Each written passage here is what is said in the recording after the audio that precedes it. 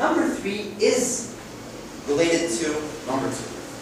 A super teacher is deliberate. So I'm clear in everything I want.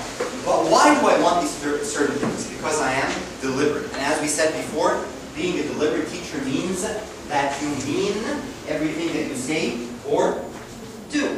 And we actually added something, and we said super teachers choose what they say, what they do, and even what they wear. Because as a teacher, I want to send a message to the students. And this message has 3 main things. It has my behavior, my physical behavior, my movement, my tone of voice. It has the words that I say, and it has even my appearance. Okay? And when we say what we wear, it doesn't necessarily have to be only clothes, but basically your whole appearance. Okay? Now, you cannot look like the children. You want to be their friend, but you have to be their teacher friend. Okay? You can't be their friend. So friendly, but not a friend. Friendly, but a teacher. Okay? Friendly, but with respect. Friendly, but there is a difference. Friendly, but there is authority. And authority and friendliness are very hard to combine. So this needs a lot of work. Okay? And the easiest thing you can do is to choose what you wear. If I'm wearing a t-shirt and jeans, and I'm being friendly to a student, now put the other image, I'm wearing a suit and a tie, and I'm being friendly to the student. The way he perceives the friendliness is different. So, choosing what you say, what you do, and what you wear is very important when you are dealing with children. Of course, age groups are different, and even lessons are different. If you remember, we spoke about this when we had this workshop before.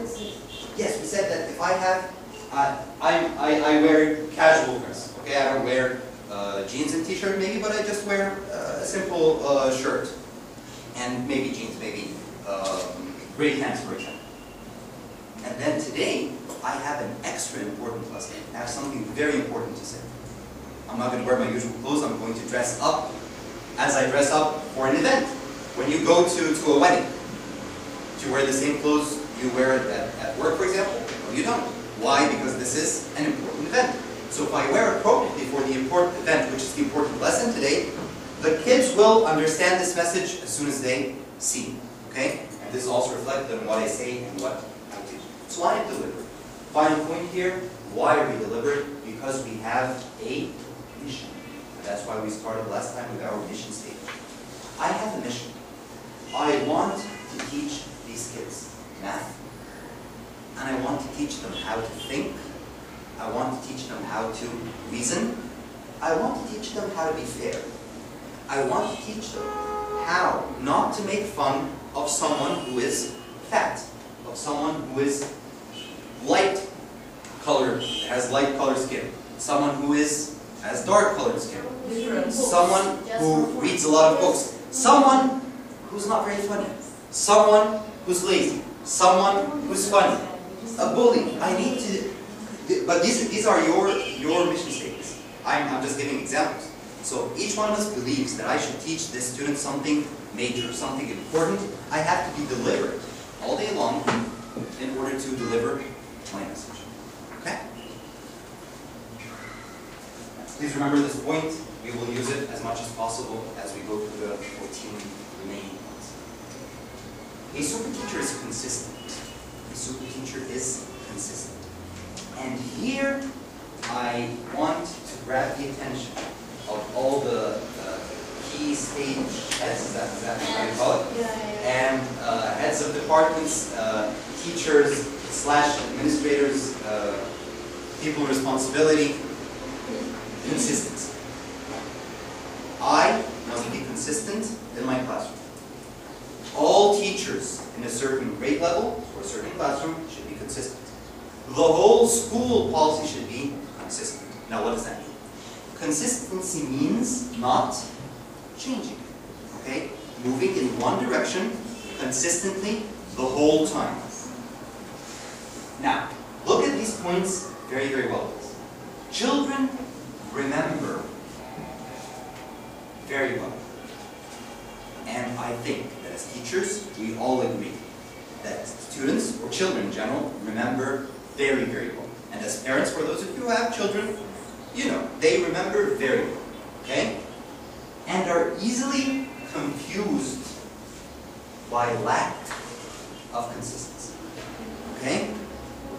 If you say something, they will remember. Then, if you say something different, the next day, they will remember. 2 or 3 times, they judge you as being inconsistent, and they become so confused. For example, I can't be consistent with a certain student. I can't expect Miss Nancy to hand in her work every time before the class, and then come to Miss Delia, for example, and accept her work late. That is simply unfair. I can't do this and say it's a rule, because I just broke the rule. So I need to be consistent. I even need to be consistent in my classroom routines. If I do not give extra time at the end of a lesson free, I do not. Never. I don't break the rule. Okay? I never break the rule. I am consistent. If you break the rule once, you're expected to break it again and again and again and again. Correct? So, children remember very well and are easily confused by lack of consistency. Most students learn very effectively with consistent teachers.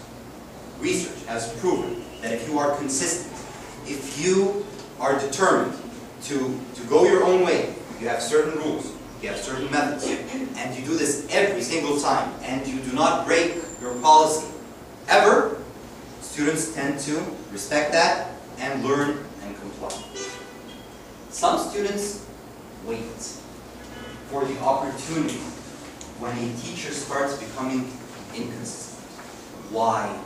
To justify their unacceptable behavior. Some students just wait for the opportunity to prove that you have broken the rules, to justify anything that they do in your classroom. To justify to themselves, to their friends, to their parents, to the administrator you will take the student to. Okay? And at the end, you are to blame.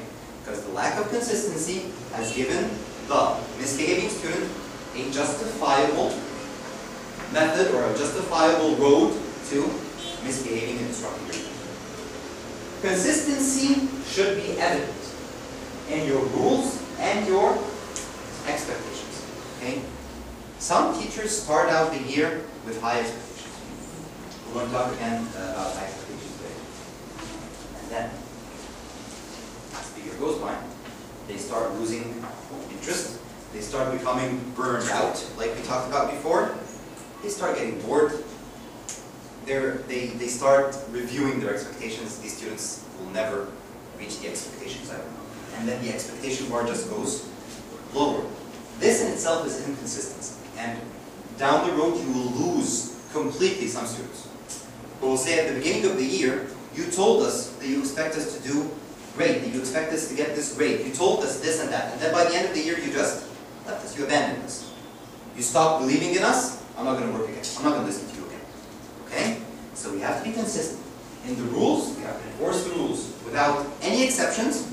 And you have to be consistent in your expectations. Okay? It is very hard to explain to your son or your daughter why it is unacceptable to eat sweets after 8 p.m. at home. But when we're with grandma, you can eat sweets after 8 p.m. Because I can't say no in front of them. They won't understand that.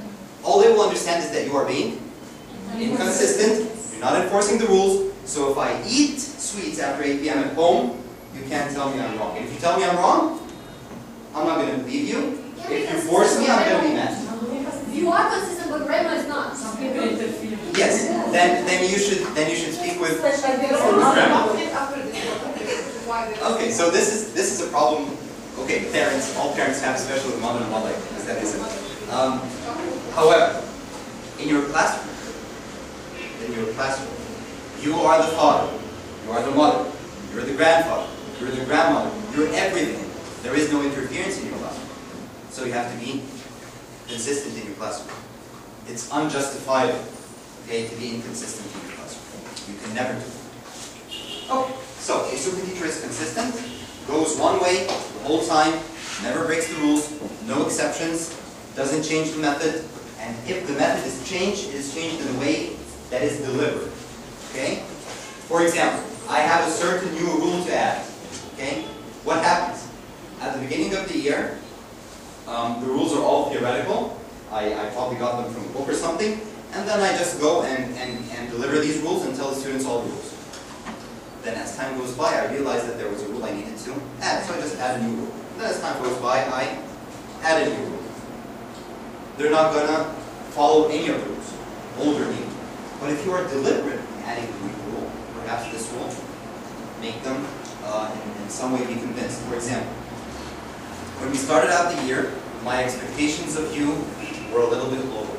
But then I realized how brilliant you all are. And I decided to raise my expectations because I know that you can all do better than I thought you could. And for that reason, we're adding this rule. So give them a reason, be deliberate, and try to add a rule if you need to. If you need to change something, modify it intentionally. And tell them, I am modifying the rule. And give them a reason. Don't modify it without telling them. Don't try to trick them, because they will know what you're doing and they'll understand that you are being